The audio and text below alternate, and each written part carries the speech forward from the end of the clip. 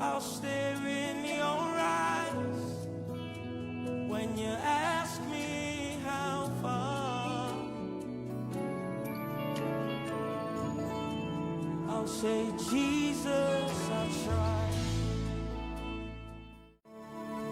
You are my purpose for being alive. All the glories of this world do not compare to the day when I meet you. I'll stare in your eyes when you ask me how far. I'll say, Jesus, I tried. You are my purpose for being alive. All the glories of this world do not compare to the day when I meet you. I'll stare in your eyes when you ask me how far.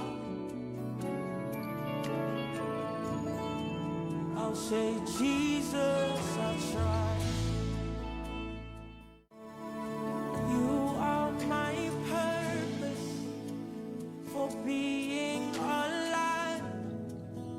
All the glories of this world do not compare to the day when I meet you. I'll stare in your eyes when you ask me how far. I'll say, Jesus. Shalom, shalom. Hallelujah. Welcome po sa ating third day of our 40 days prayer and fasting. Hallelujah. Maraming salamat po sa mga sumusubaybay. At maraming salamat po, hallelujah, sa mga nag-aayuno na nakikipag-participate sa ating mga church projects. Hallelujah. We believe na hindi lang po tayo magbe-benefit dito. Hallelujah. There will be many souls. There will be many mga kasama natin, hallelujah, na nangangailangan ng panalangin ang maitaas natin sa ating Panginoon. And we believe, hallelujah, that during this journey, tayo po ay hindi nag-iisa. Hallelujah. Maraming salamat po, hallelujah, sa buhay ng ating mga pastor. In the name of Jesus, hallelujah, lahat ng ating mga panalangin, even them, hallelujah, ito'y sinasagot na. At to start po, hallelujah, sa ating exhortation for this evening, let us read the title. Our title for tonight says, A once and for all sacrifice. And we have the scripture that is found in the book of Hebrews, chapter 9, verse 27 to 28. Hallelujah. But before we will start po, let us utter a short prayer.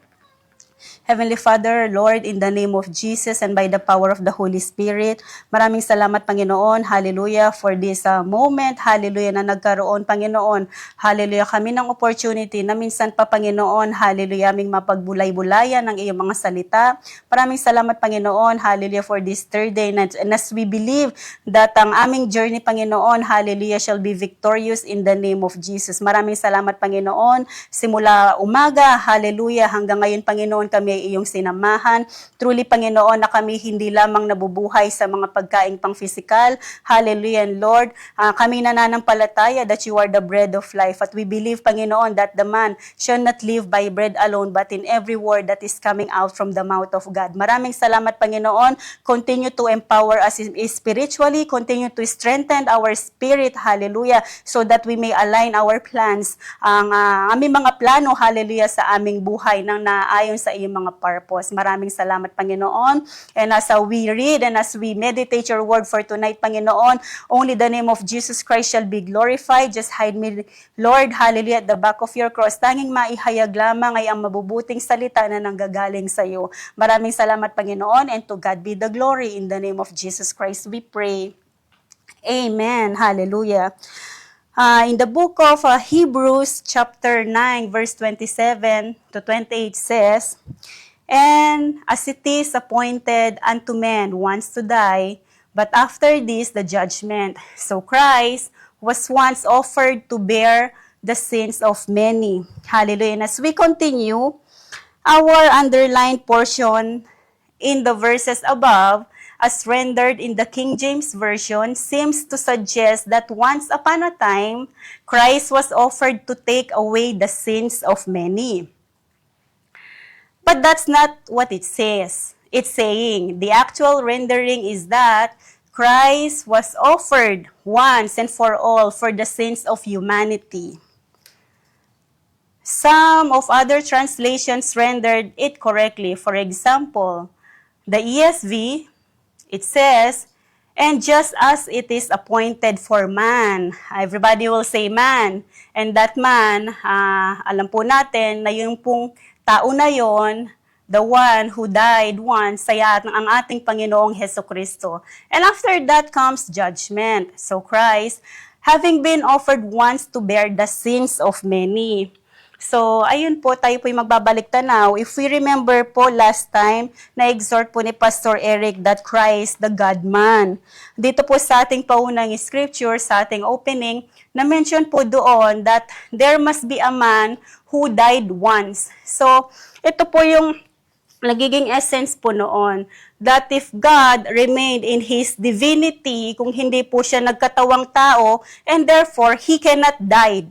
Hindi po siya mamamatay dahil divinity will comes eternal. Divinity is forever to live. Kaya kung siya po ay hindi nagkatawang tao, if He did not live by flesh, of course, wala po tayong matatawag that this man died for our sins. To continue, He has to live po sa kanyang human being as human flesh para po siya ay mamatay. Yun po ay bubuo, hallelujah, para doon sa kanyang purpose that He has to serve. Dahil po, mahal ng Panginoon ang tayo, ang buong katauhan, the world. And I can say that us being a sinner. This means there isn't any other sacrifice for sin. It never be necessary again. Jesus has already been sacrificed. And with that one sacrifice, it was all done. Hallelujah. It was a once and for all time sacrifice. The preceding verse 26 says, He appeared to put away the sin by the sacrifice of Himself. He was the sacrifice.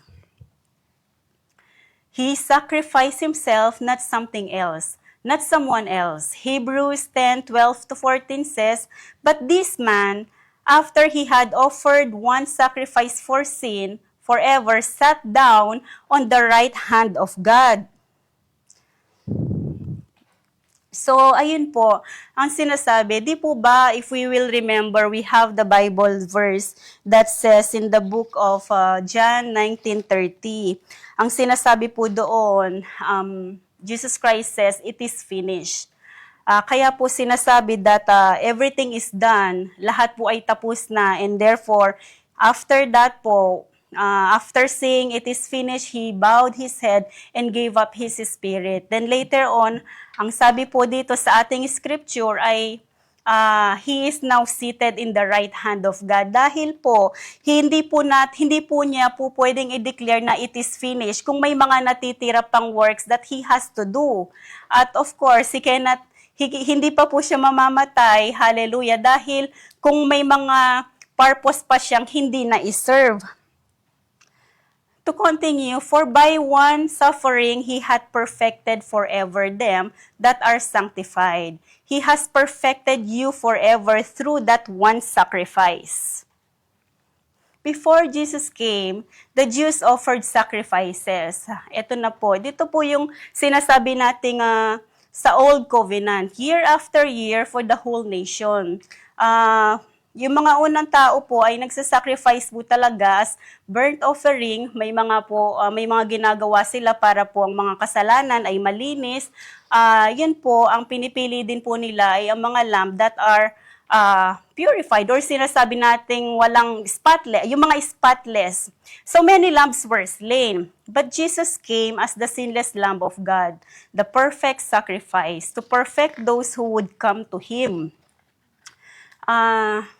Ngayon po, sa ating panahon ngayon, hindi na po natin kailangang mag-aalay or mag-slain or huhuli pa tayo ng mga tupa, ng mga lamb para po tayo mag-alay. Dahil po, ang sabi nga po, yun po ay already been done. Ginawa na po ng ating Panginoong Hesukristo. The sacrifice for all or for many is already been done. Tapos na po. John the Baptist, upon seeing him, cried out, "Behold, the Lamb of God, which taketh away the sin of the world." That's what it says in John 1:29. Ang sabi po doon, of course, kilala po natin si John the Baptist. Before he even see Jesus Christ, it was the first moment na i-declare na niya, this is the Lamb of God. By His Spirit po, alam na niya na from that moment, yung prophesied na mga unang propeta po natin ay mapufulfill na. Tulad nga po ng, yun po, pagkakaalam po natin, Jesus Christ came to fulfill the prophecy. Again, ang alam din po natin ay He did not come to abolish the law. But of course, para po ay yun ay magkaroon ng katuparan. Otherwise, kung yun po ay hindi nagkaroon ng katuparan, imagine po, kung hindi po na-crucify si Jesus Christ, if you remember po, Peter, nagkaroon po sila ng di po ba, he raised, yung mga disciple ni Jesus Christ, nag-raise sila ng sword. Bakit? Ayaw po nila na kunin si Jesus Christ because they love Jesus Christ so much at hindi nila nakikita that Jesus Christ has to live to serve the purpose. Kung makikita po natin, sabi nga po, Jesus Christ ay gagawin niya yung will ng Heavenly Father, hindi dahil finor siya, but because He is really He is that kind of God that He is willing to embrace kung ano man po yung ipagkakaloob sa Kanya. Kanina pong umaga sa ating morning devotion, I heard Pastor Don when he said sa Matthew 26:42, he said, He went away a second time and prayed, "My Father, if it is possible, for this cup to be taken away from me." Totoo po yun. And that says, of course, ang sabi ng Panginoong Jesus, "But let your will be done."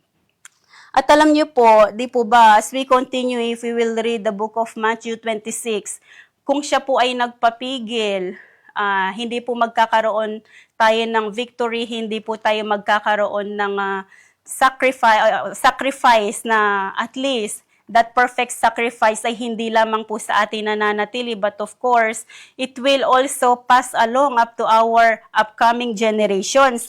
Kung nagpapigil po siya, if we will read Matthew 26, verse 53, ang sabi doon ni Jesus Christ sa mga disciples niya, "Do you think I cannot call unto my Father, and He will once put at my disposal more than 12 legions of angels?"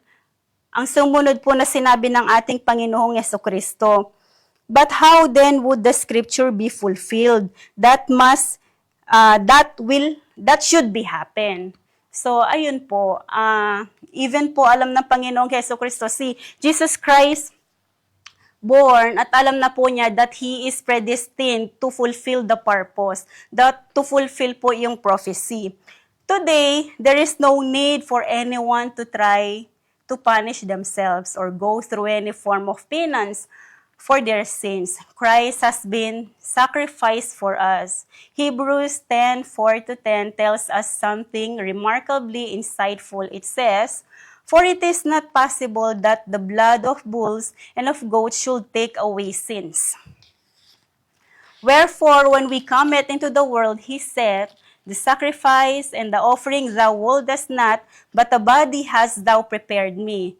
Then said I, Lo, I come. In the volume of the book it is written of me, to do thy will, O God, by which will we are sanctified through the offering of the body of Jesus Christ once and for all."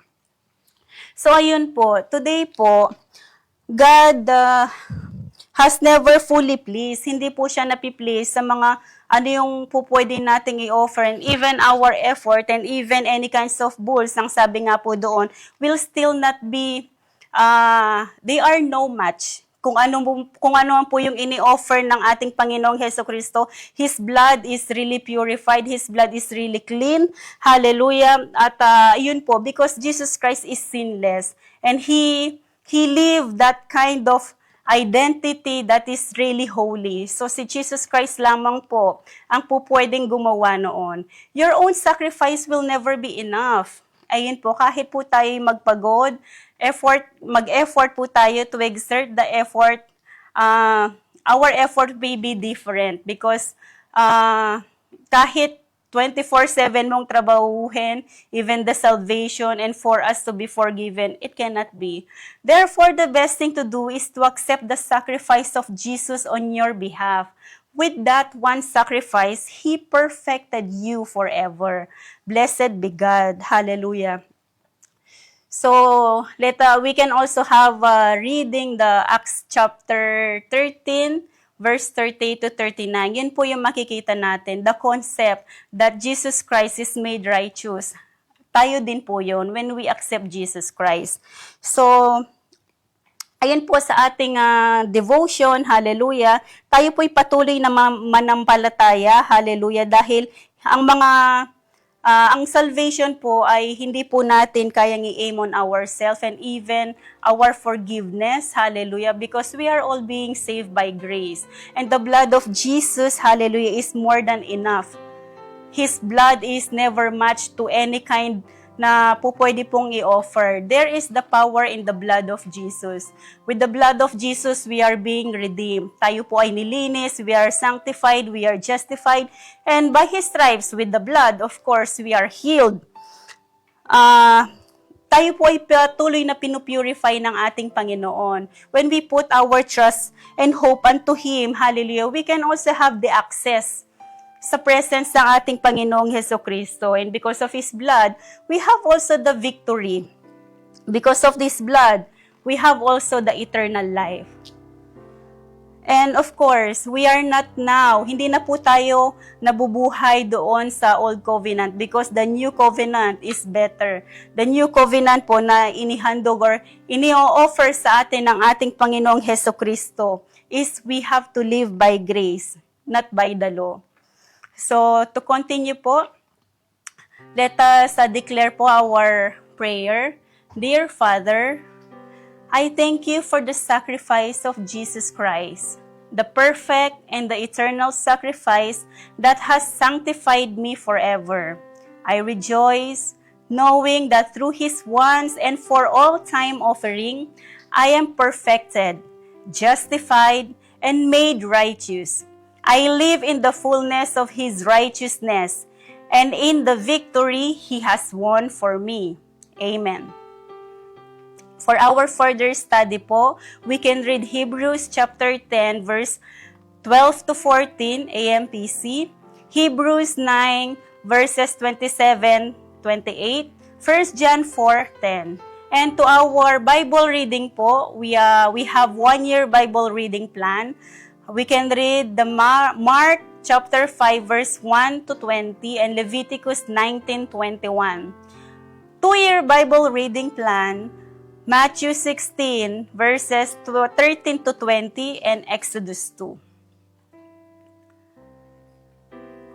Maraming salamat po, hallelujah, for the people na patuloy na sumusubaybay sa ating program, hallelujah, and we believe that this will continue, hindi lamang po sa ating 40 days prayer and fasting, and you who are watching, we believe, and you know already kung ano po yung kapangyarihan ng dugo ng ating Panginoong Hesukristo, that when you receive Jesus Christ, you have everything you need. So maraming salamat po, we thank you, Pastor Chris Oyakilome, and to all of the people na nakikinig or nanonood sa ating Facebook Live. And of course, see you tomorrow at 6 o'clock in the morning for our morning devotion and 6 o'clock in the evening for our evening devotion.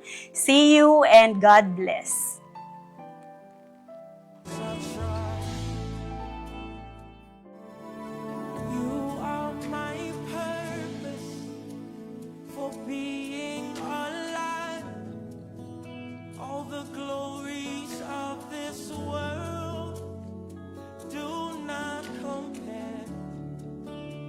the day when